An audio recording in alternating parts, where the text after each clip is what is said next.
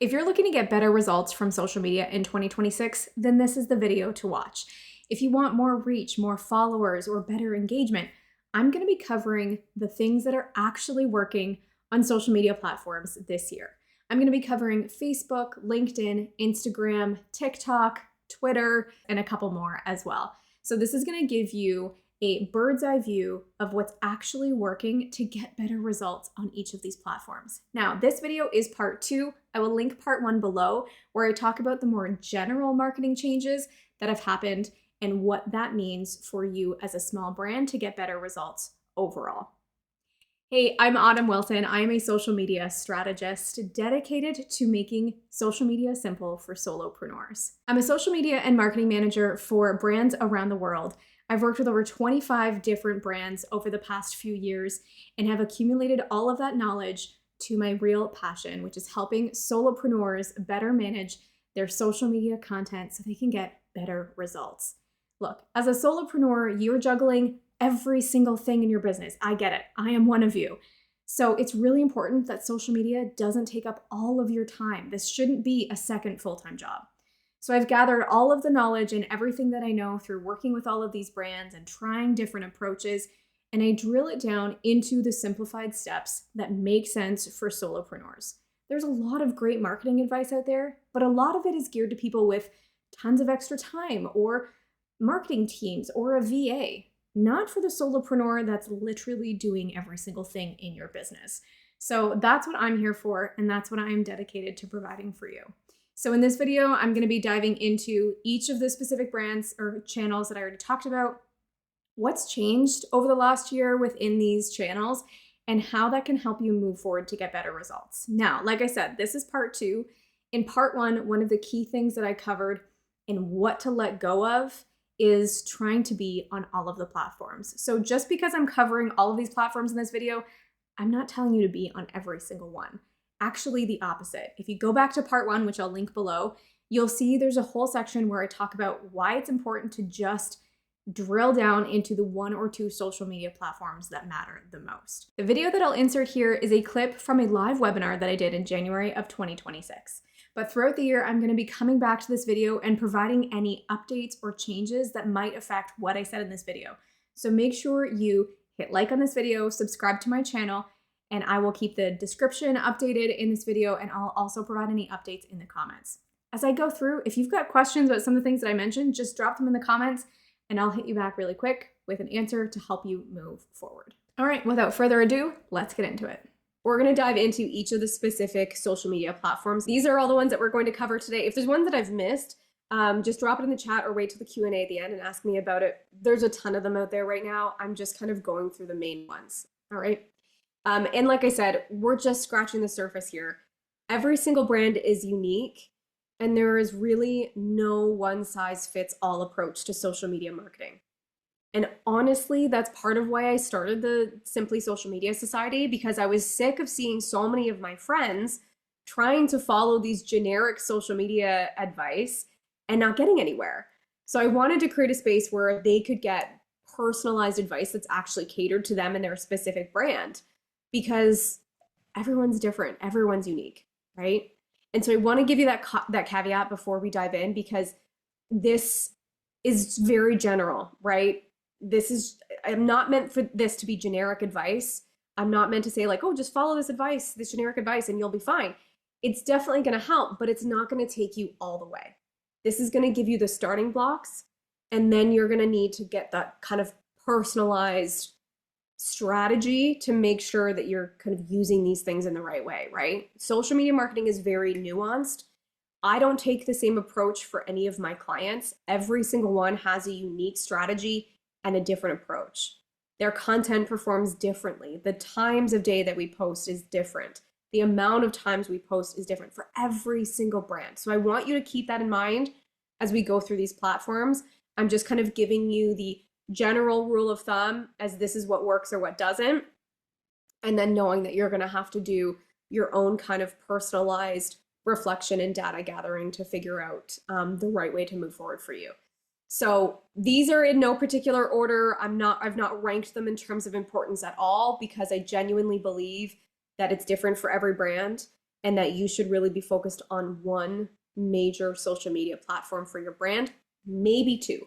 But for most of us, one is the major one to focus on. The others are just kind of gravy or supplementary. Okay. So that's something else. I know I'd said that already. You don't need to be everywhere. You only want to be your main social media platform should be the one where your target audience is the most. And then you'll have your kind of supplementary ones. So mine, for example, Instagram is my main one. Facebook is secondary. LinkedIn is third. Really, LinkedIn should be second, but I don't have the brain capacity to give it what it needs. So it's third. So what I do is I focus my entire strategy on Instagram and what works there, and I repurpose everything to the others. That's it. I'm not fully active on the others. I don't change my content for Facebook or LinkedIn. I might change the size of the picture, or I might change my call to action, but that's about it. Okay. So I've already mentioned that, right? You don't need to be everywhere. And I'd actually argue that it would be bad if you were on every platform. Okay. So first up, LinkedIn. It's made some waves, which I'm kind of excited for it. It's seen a big increase in use and popularity. It's really not just for employees or finding jobs anymore. Like, this has been years in the making. It's not just about being a resume. Okay. Solopreneurs are finding it to be an excellent platform to build authentic connections with their audience and fellow business owners. So a really great way to network, which is also a way to build your brand awareness and get in front of new eyeballs, is to network with industry professionals, right? So a lot of solopreneurs are finding a lot of success on LinkedIn right now. And the ones that are going all in on it and focusing on it are finding the most success. But it does require careful attention and a unique strategy. It's much more about interacting and conversations than any of the other platforms. If your content there is not sparking conversation, it gets downranked, what LinkedIn calls it. Basically, it doesn't push it out. The algorithm won't push it out. So this is why it's really important to know what your audience wants and how they respond to it. So there's not a one size fits all, especially on LinkedIn. It's really important to test different formats and the approach to see what lands for your audience. So I don't want you to just start posting, and then if you're not seeing anything, then give up. You got to try out a couple of different formats, different ways, in order for you to know if it's actually going to work. So some of the marketing reports are showing this, again, just general information to give you a place to start.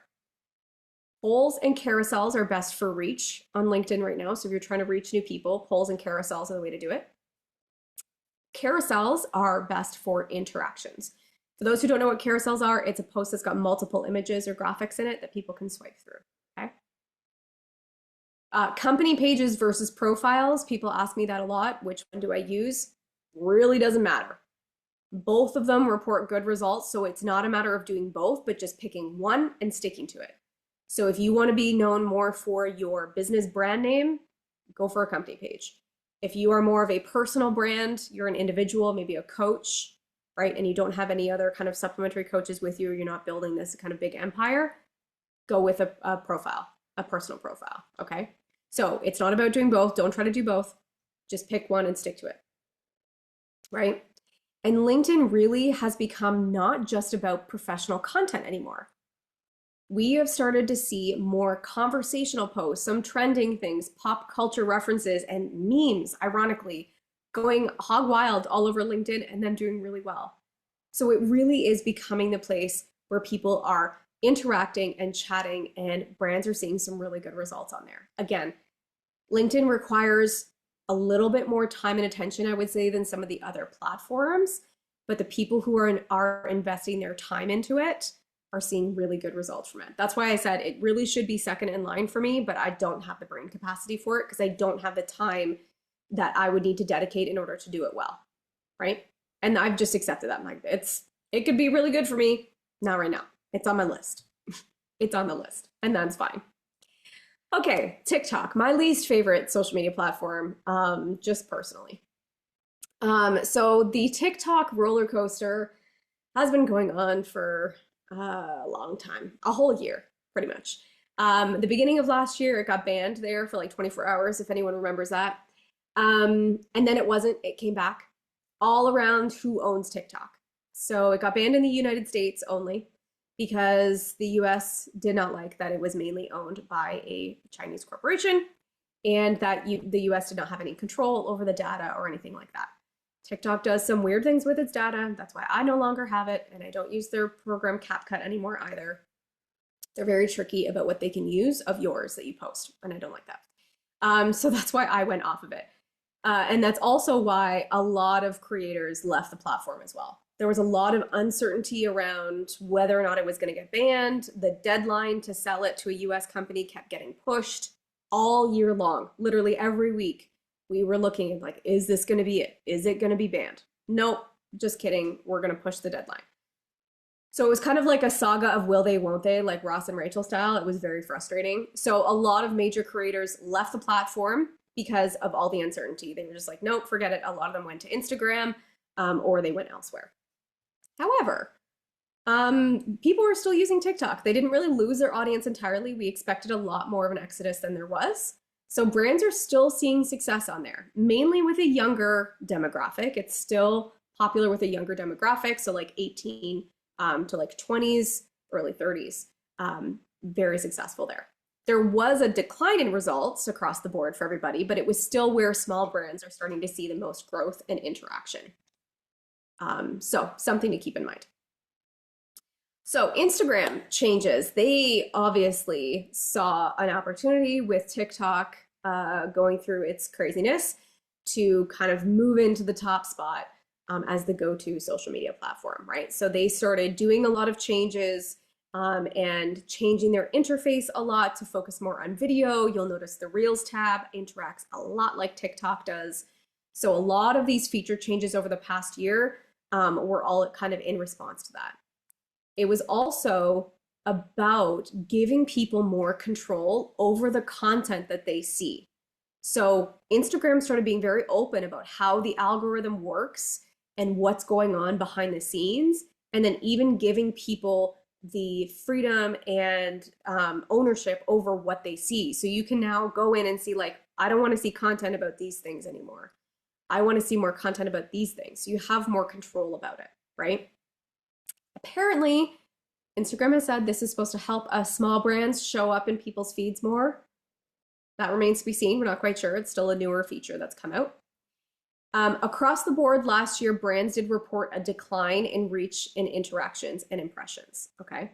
Not a terrible thing though, because what this means is that the gap is closing between big and small brands, which gives us, smaller brands, a fighting chance to stand out in the feed, right? So all these kind of algorithm changes that Instagram is making should be working out in our favor because it should be showing our content more and so to the right people.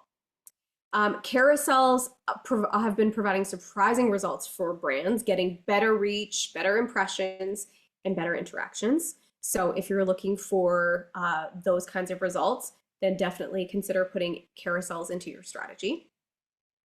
In terms of conversions, the head of Instagram reports that direct messages provide the best conversions, which makes sense because it's an opportunity for people to talk directly to you.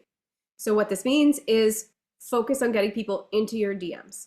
So no longer click the link in my bio.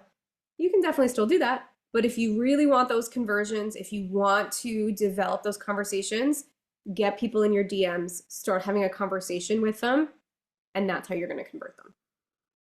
Stories are the best format for nurturing your audience. So it only goes out to your followers, and it is best for building trust and getting conversions, okay? Again, because it gets people in your DMs, right? But it needs to be done with purpose. Stories are not the place for this perfectly polished content. It's more raw, in the moment, behind the scenes kind of stuff, okay? Another big change that happened on Instagram is the shift away from likes. So metrics now, when you go into your insights, they're kind of taking the focus away from likes because they don't really matter. So what they're saying is what matters more are saves and shares. Those are the numbers to look at because, and I've been saying this for a while now, if you're in the society, then you know, people don't hit the like button anymore, even if they like something. It's just not an action we naturally take. So you'll even see like Instagram now has rolled out your history of views. So what reels you've seen. Not what reels you've liked. It used to be which ones have you liked. Now it's just which reels have you seen, because they've caught on to the fact that people are viewing reels. They just don't hit that like button. I don't know why. Don't ask me why. People are weird. So it's just not how people are using the platform. So that means for us, don't look at likes as a way to indicate whether or not your post is working. Look at things like views, impressions, or reach, saves, and shares. Ask people for these things, right? If you're trying to grow, look for views and reach and impressions. If you're looking for conversions, look for saves, shares, and DMs, right? Those are the more things that are kind of pulling people in and telling you that they want more from you. So Facebook stripped down a lot of their features. They're really kind of pulling things away, which it's about time. Us marketers were getting really frustrated with how convoluted Facebook was getting. So they've been stripping away some of the features, simplifying the way that it looks, but it's still the top social media channel for most users. Brands reported significant increase in results last year on Facebook, which is good. Video performance was up, right? So like I said in the beginning, video is king across all platforms. Video is really building importance and is getting a lot of really good results for brands on Facebook. So if Facebook is your key platform, focus on video. Links are going away. Like I said, are some brands who are getting a message saying you can only put a link in like so many posts a month. Links in posts on Facebook historically have never really performed well because Facebook doesn't want people leaving their platform, right? So that just makes sense. But it's more important now, right? So if you want people to go to your website or sign up for a webinar, things like that, you have to get people in the DMs. You can put the link in the comments, but definitely don't put it in the caption anymore. All right. X, Threads, and BlueSky. So again, I don't have time to go through everything, but X came under a lot of fire this last year, okay, which is Twitter, by the way. It used to be Twitter. Elon Musk has been infamous for his kind of radical personality, right? We don't need to get into all the details here. And then his AI tool, which is called Grok, actually caused some serious damage a lot of times. I'm not going to get into all the details, but because of basically all of the drama around Elon Musk and Grok, a lot of key creators left the platform, okay? The people that did stay saw a decent performance, but nothing of huge note. It was kind of business as usual. But a lot of people did leave the platform, and we're seeing a lot of brands now leaving as well.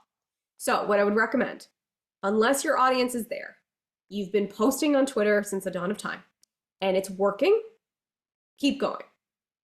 Just keep a close eye on things. Keep a close eye on what your audience is saying. And if the kind of political landscape of Elon Musk and Grok is starting to affect them, then start pulling your audience somewhere else. I would kind of recommend doing that anyway, because I feel like the writing is on the wall with X. I feel like it's going to start to dwindle more. But if you're not on X or Twitter right now, throw it out of your mind. It doesn't matter. Just pretend it doesn't exist. Not the thing to focus on. It's not the thing to get into now anyway. So Threads was Instagram's response to Twitter getting sold and people being unhappy about it. So Threads came out a few years ago. So the initial hype of this new social media platform has calmed down, but the platform keeps growing in the number of users. So some brands are seeing some really impressive results on Threads, and it's actually surpassed X in daily active users. So if you are looking for that kind of short form kind of content place, similar to what Twitter was, Threads is the place to be. It's getting some really good results. BlueSky is the kind of newish platform that's meant to be the new Twitter. And it's kind of starting to show some promise. People are reporting better results than what they were getting on X, obviously, because everyone's leaving there. But it could just be because it's still new. So there's less competition, right? So again, if you are looking for that kind of new short form kind of content, those are the things to kind of look at. I would say Threads is the place to go first, and then maybe BlueSky. Of course, check and make sure that, look at the demographics. You can just Google them, demographics for Threads 2025, and see if your demographic is actually on those platforms before you decide to go to any of these, all right? Okay, YouTube is not actually a social media platform, but I want to have it in here because it's worth noting. It's actually a search, like it's a search engine similar to Google. So I don't really consider YouTube a social media platform. Not a lot of people do.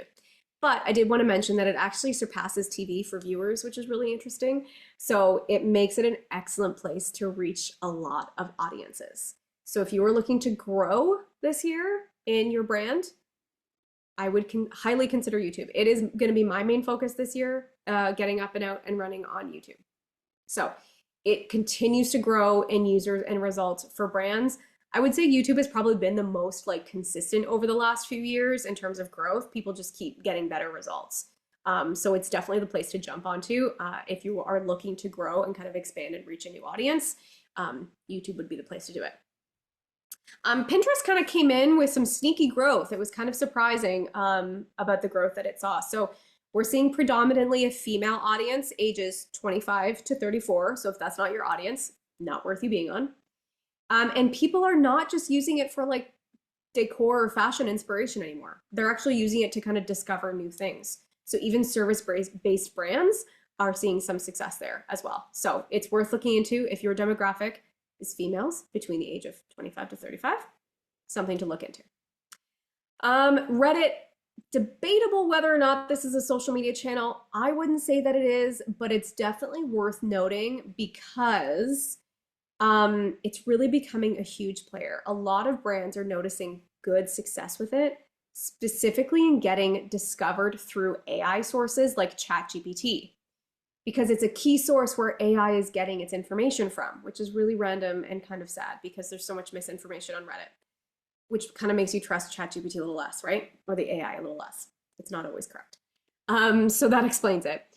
But nevertheless, AI tools are using Reddit as a key source of information. It's kind of unclear what the results here could be for smaller brands like us, but it's definitely worth keeping an eye on, especially if you have a product, service, or a topic that's widely talked about.